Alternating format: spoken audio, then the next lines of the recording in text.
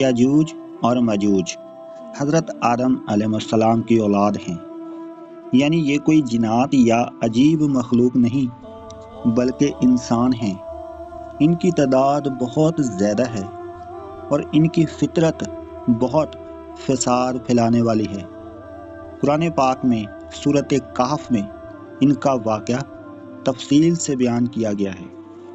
یہ واقعہ اس وقت کا ہے جب ایک نیک اور طاقتور بادشاہ تھے جن کا نام ذوالقرنین تھا۔ اللہ تعالیٰ نے انہیں بڑی حکومت، طاقت اور حکمت عطا فرمائی تھی۔ وہ زمین کے مختلف علاقوں کا سفر کرتے اور لوگوں کی مدد کرتے۔ ایک دن وہ ایک ایسے علاقے میں پہنچے جہاں کے لوگ بہت کم سمجھ رکھتے تھے اور ایک عجیب زبان بولتے تھے۔ ان لوگوں نے ذوالقرنین سے شکایت کی، یاجوج اور ماجوج ایک بہت ظالم قوم ہے۔ وہ ہمارے علاقے میں آتے ہیں، ہماری فصلیں تباہ کرتے ہیں، ہمارے گھروں کو نقصان پہنچاتے ہیں اور زمین میں فساد پھیلاتے ہیں۔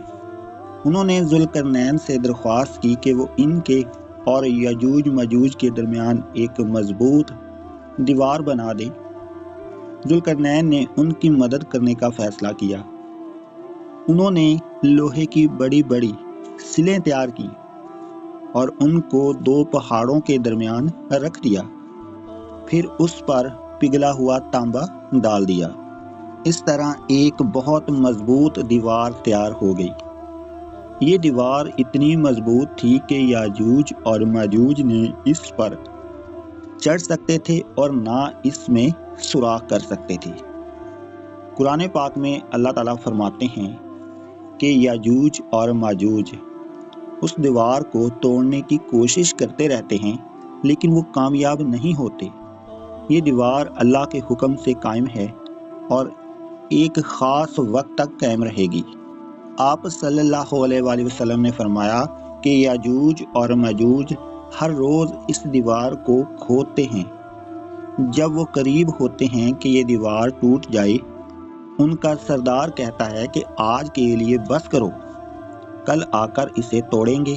لیکن وہ اگلے دن آتے ہیں تو وہ دیوار پہلے کی طرح مضبوط ہو چکی ہوتی ہے۔ یہ سلسلہ جاری رہتا ہے یہاں تک کہ جب اللہ کا حکم آئے گا تو وہ کہیں گے اگر اللہ نے چاہا تو ہم کل اسے توڑ دیں گے۔ پھر دیوار ویسی ہی رہے گی جیسی وہ چھوڑ کر گئے تھے اور وہ اسے توڑنے میں کامیاب ہو جائیں گے۔ جب یاجوج اور ماجوج آزاد ہوں گے تو وہ زمین میں ہر طرف پھیل جائیں گے۔ ان کی تعداد اتنی ہوگی کہ جہاں سے گزریں گے وہاں تباہی پھیل جائے گی۔ وہ پانی کے ذخائر کو ختم کر دیں گے اور زمین میں فساد برپا کریں گے۔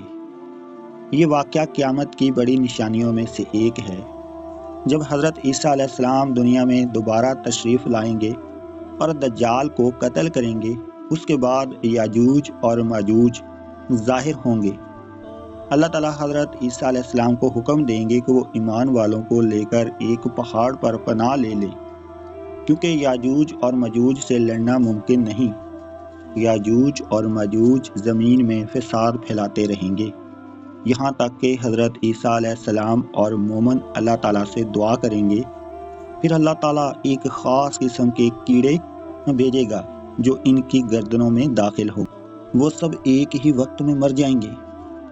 اس کے بعد زمین ان کی لاشوں سے بھر جائے گی اور بدبو پھیل جائے گی۔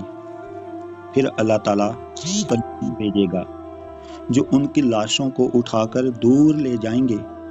پھر بارش نازل ہوگی جو زمین کو صاف کر دے گی۔ یہ واقعہ ہمیں ایک بہت بڑی نصیحت دیتا ہے کہ دنیا کوئی طاقت اللہ تعالیٰ کی طاقت سے بڑی نہیں۔